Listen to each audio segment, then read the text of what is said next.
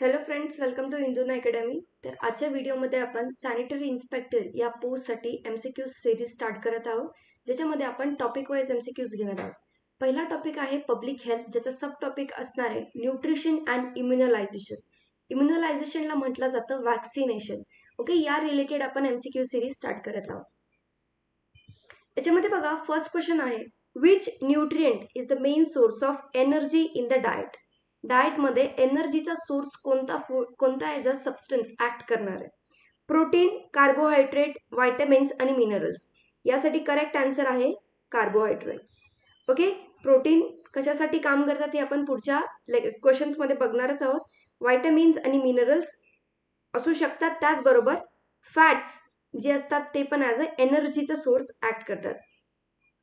पण ज्या वेळेस बॉडी स्टार्वेशन वरती असते, स्टार्वेशन, त्यामध्ये या फॅटचं ब्रेकडाऊन म्हणजेच ग्लायकोजन असतात. याचं कन्व्हर्जन कशामध्ये केलं जातं? ग्लुकोजमध्ये. आणि हा glucose as a source of energy म्हणून घेतला जाणार आहे. Now question number 2, deficiency of vitamin A leads to. Vitamin A च्या डेफिशियन्सीमुळे काय होणार आहे? रिकेट्स, नाईट ब्लाइंडनेस, स्कर्वी आणि बेरीबेरी.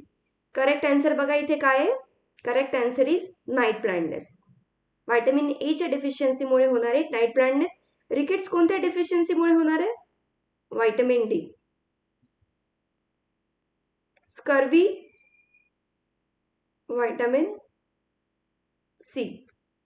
आणि beriberi due to vitamin B. Okay, is essential for vision. आणि याच्यामुळे कोणता अजून एक होतोय? झिरोप्थॅल्मिया. Very important. ओके, लक्षात ठेवा. नेक्स्ट टाइम होऊ शकतो क्वेश्चन असा होऊ शकतो की vitamin A leads to what? Xerophthalmia एक ऑप्शन असू शकतो आणि त्याचं करेक्ट असणार आहे झिरोप्थॅल्मिया. तर question number 3, which nutrient is essential for body building. जर तुम्ही जिमला जात असाल तर तुम्हाला माहिती असेल की बॉडी बिल्डिंगसाठी कोणता हे लागणार आहे, इसेन्शियल न्यूट्रिएंट लागणार आहे. यालाच काय म्हटलं जातं? Muscle building.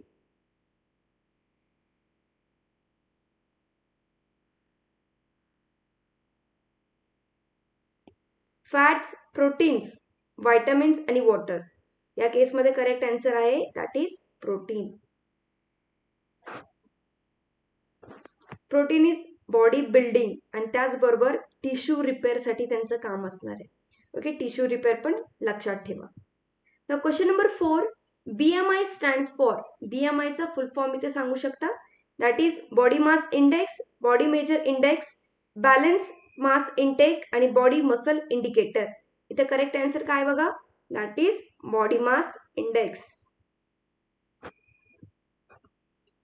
हे काय? Use to measure body weight. Body weight आहे, त्याचं स्टेटस काय आहे, म्हणजे ते ओव्हरवेट आहे, अंडरवेट आहे, ओबॅसिटी आहे, हे मोजण्यासाठी किंवा हे बघण्यासाठी आपण काय करतो? बीएमआय काढतो. Now, which vitamin is synthesized in the skin by sunlight. तुम्ही बघितलं असेल लहान मुलांना आपण सकाळच्या उन्हामध्ये, कवळ्या उन्हामध्ये घेऊन जातो. का बरं? म्हणजे त्या केसमध्ये काय इम्पॉर्टंट आहे? व्हायटमिन ए चं सिंथेसिस होणार आहे स्किनमध्ये, व्हायटमिन बी, व्हायटमिन सी का vitamin D.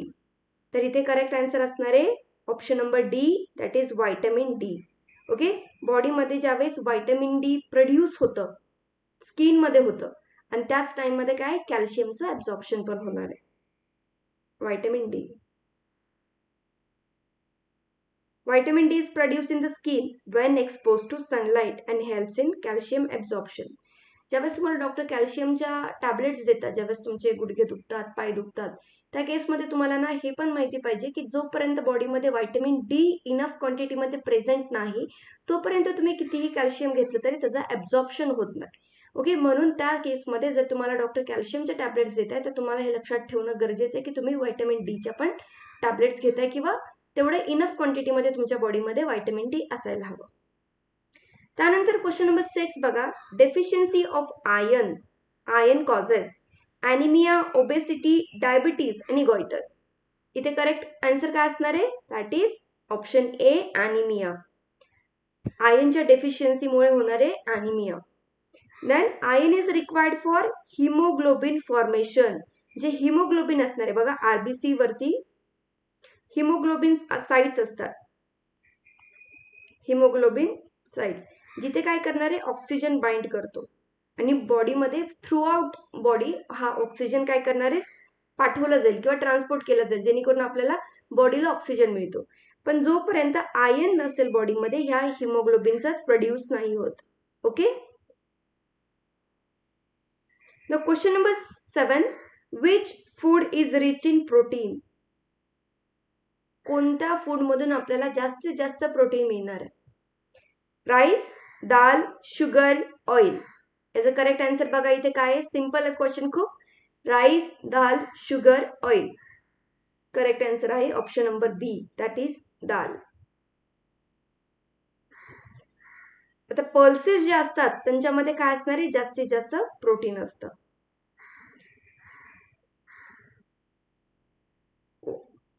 वॉशकर is cause due to deficiency of. हा डिसीज आहे वॉशकर, तो कशामुळे होणार आहे, एकतर लहान मुलांमध्ये बघितलं जातं, चिल्ड्रन्समध्ये बघितलं जाणार आहे. Fats, protein, vitamins, water. Question number 8 कशामुळे होणार आहे, प्रोटीनच्या डेफिशियन्सीमुळे लहान मुलांमध्ये क्वॉशकर हा डिसीज होतो. Protein deficiency disease in a children मध्ये बघितला जातो. तर हा खूप इम्पॉर्टंट आहे, तुम्हाला माहिती पाहिजे, हे प्रोटीनच्या मुळे होत आहे. Okay. Now which vitamin prevents scurvy. आपण मागच्या फर्स्ट क्वेश्चन मध्ये बघितलं होतं की स्कर्वी कोणत्या डेफिशियन्सीमुळे होणार आहे, तर तोच व्हायटमिन आपल्याला इथे गरजेचा आहे. तर तो बघा कोणता आहे, व्हायटमिन ए आहे का, बी, सी, डी.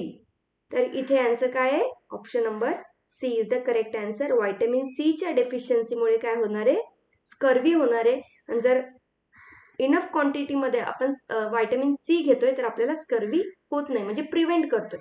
तर व्हायटमिन सी कशामधून मिळतो आपल्याला हे बघा, लेमन, ऑरेंजेस, आणि यांनाच काय म्हटलं जातं, सिट्रिक फ्रुट्स. ओके.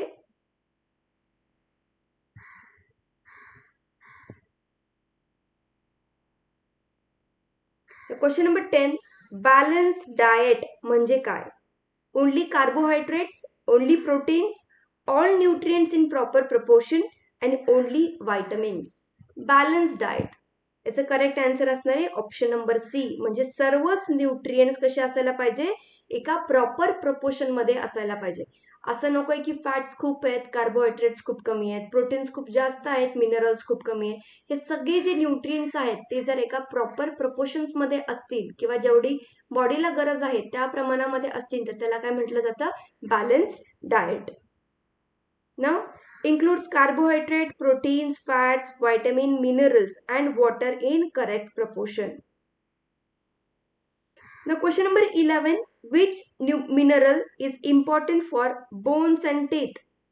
दातांसाठी आणि कशासाठी, बोनसाठी कोणता इम्पॉर्टंट आहे इथे मिनरल? आयर्न, कॅल्शियम, सोडियम आणि पोटॅशियम. बघा इथे करेक्ट आन्सर काय आहे, क्वेश्चन नंबर 11 चा करेक्ट आन्सर आहे व्हायटमिन किंवा सॉरी कॅल्शियम हे इम्पॉर्टंट असणार आहे, इज अ न्यूट्रिएंट किंवा मिनरल कशासाठी, फॉर बोन्स आणि टीथसाठी. Strong bones and teeth.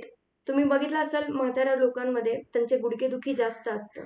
का बरं, कारण की विथ एज जसं जसं वय वाढतं त्यांचं तसं कॅल्शियमची मात्रा त्यांच्या बॉडीमध्ये तेवढी राहत नाही जेवढी गरजेची असते. त्या केसमध्ये त्यांचे बोन्स कसे व्हायला लागतात, झिजायला लागतात, आणि त्याच्यामुळे थोडं जरी ते पडले किंवा थोडं जरी त्यांना लागलं तर त्या केसमध्ये त्यांची बोन फ्रॅक्चरचे चान्सेस जास्त होतात, कारण की बॉडीमध्ये कॅल्शियम नसल्यामुळे त्यांचे बोन्स कसे होतात, वीक होतात. Okay. Now question number 12. Goiter is caused due to deficiency of iron, iodine, calcium आणि झिंक. कशाच्या डेफिशियन्सीमुळे गॉइटर होणार आहे, माहिती असेल, याच्यामुळेच आपण काय करतो, fortification of salt. Fortification of salt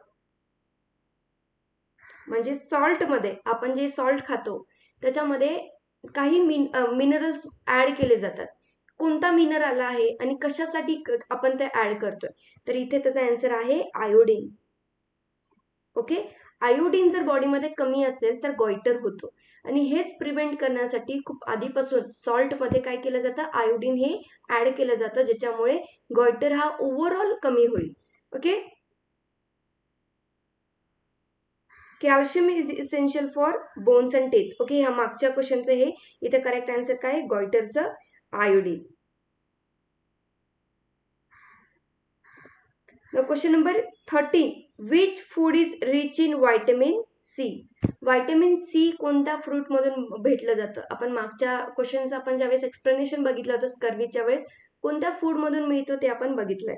rice, lemon, wheat, milk.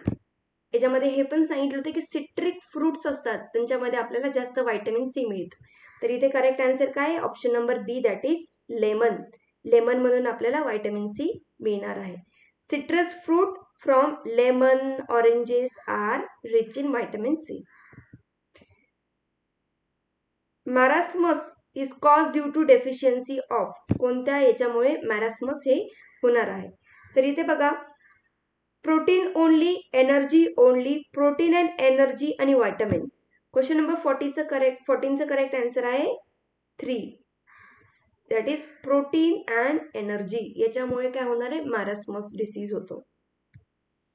Cause by the severe deficiency of both calories आणि प्रोटीन. कॅलरीज म्हणजे जेवढी एनर्जी बॉडीमध्ये पाहिजे त्याची कमी असेल आणि प्रोटीनमुळे ज्यावेळेस बॉडीचं मसल्स फॉल व्हायला लागतात त्याला आपण काय म्हटलं जातं. या दोन्ही गोष्टी होणार आहेत कशामध्ये, मॅरास्मस या केसमध्ये. The question number 15, which nutrient gives maximum energy. कोणत्या न्यूट्रिएंट पासून आपल्याला मॅक्झिमम एनर्जी मिळते. प्रोटीन, कार्बोहायड्रेट, फॅट्स आणि व्हायटमिन. क्वेश्चन नंबर 15चा करेक्ट आन्सर काय आहे, that is fat. Maximum energy. Fats provides 9 kilocalories of energy which is more than carbohydrate and protein, that is 4 kilocalories of energy. तुम्हाला वाटलं असेल की आपण carbohydrate as a source of energy body आपल्याला लागतं, मग तिथे आन्सर कार्बोहायड्रेट का नाही. इथे विचारलंय तुम्हाला की सर्वात जास्त एनर्जी कोण देणार आहे.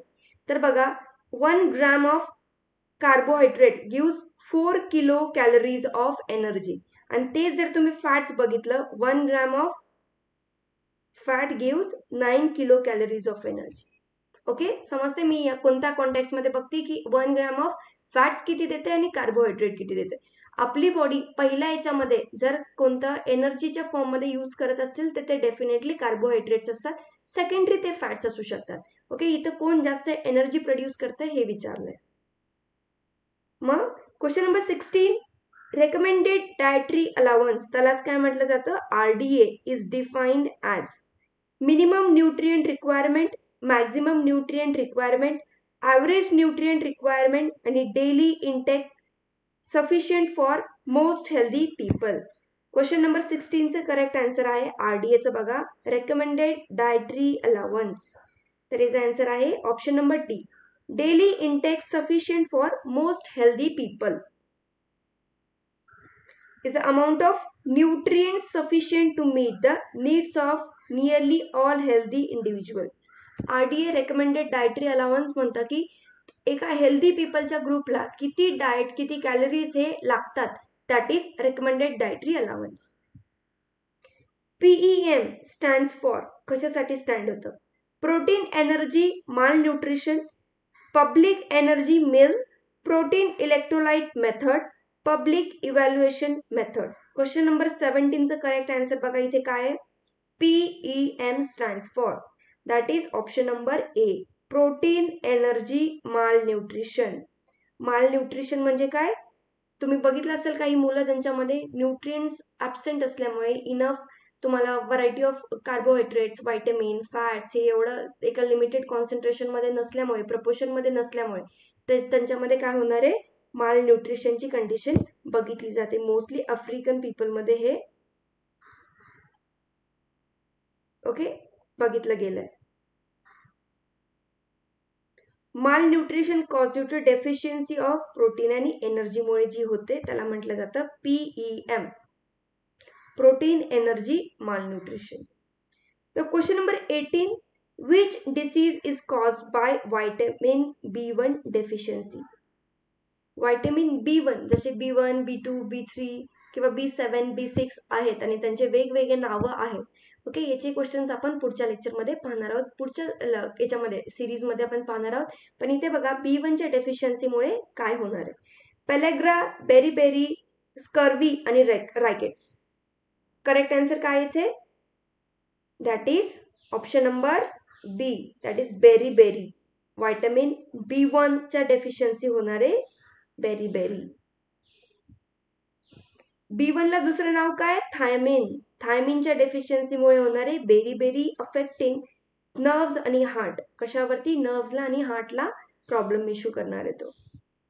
तर question number 19, which disease is cause by niacin deficiency? What is niacin? कोणतं व्हिटॅमिन आहे ते तुम्ही मला कमेंट बॉक्समध्ये नक्की सांगा. बी कोणता आहे? व्हिटॅमिन बी चा कोणत्या फॉर्म मध्ये नियासिन आपण घेतो बॉडीमध्ये? बेरीबेरी, पेलेग्रा, स्कर्वी आणि रिकेट्स. याचा करेक्ट आन्सर बघा काय आहे. आता रिकेट्स तर माहिती कशामुळे होतोय? Vitamin D. स्कर्वी सी मुळे होतोय. बेरीबेरी तर आपण आताच पाहिला कशामुळे होते? B1. मग राहिला कोण? पेलेग्रा. हा होतोय कशामुळे? नियासिनच्या डेफिशियन्सीमुळे. त्याच्यामुळे काय होतंय? dermatitis, diarrhea and dementia. Now question number 20. Scurvy is caused due to the deficiency of. कोणत्या व्हिटॅमिनच्या डेफिशियन्सीमुळे स्कर्वी होणार आहे? Vitamin A, B, C and D. तर याचं करेक्ट आन्सर आहे option number C. Vitamin C च्या डेफिशियन्सीमुळे काय होणार आहे? स्कर्वी होणार आहे. Its deficiency leads to scurvy with bleeding gums आणि weakness. ओके, तर या व्हिडिओमध्ये आपण 20 क्वेश्चन्स पाहिले. नेक्स्ट व्हिडिओमध्ये आपण परत न्यूट्रिशन आणि इम्युनलायझेशन, आता फक्त न्यूट्रिशन बघतोय. पुढच्या व्हिडिओजमध्ये आपण काय करणार आहे? लवकरात लवकर इम्युनलायझेशनचे पण क्वेश्चन्स घेऊन येणार आहे. आपण मोस्ट एक्सपेक्टेड, मोस्ट इम्पॉर्टंट तुमचे बेसिक कॉन्सेप्ट पूर्ण क्लिअर होणारे क्वेश्चन्स इथे घेऊन येत आहोत. तर अशा व्हिडिओला तुम्ही लाईक करू शकता, चॅनलवरती नवीन असाल तर सबस्क्राईब करू शकता. आपण लवकरच याच्या रिलेटेड बॅचेस पण घेऊन येणार आहोत. तुम्हाला ज्या काही गोष्टी आमच्याकडून जाणून घ्यायच्या असतील तुम्ही नक्की कमेंट बॉक्समध्ये आम्हाला मेसेज करू शकता. थँक्यू. भेटूयात आपण पुढील लेक्चरमध्ये.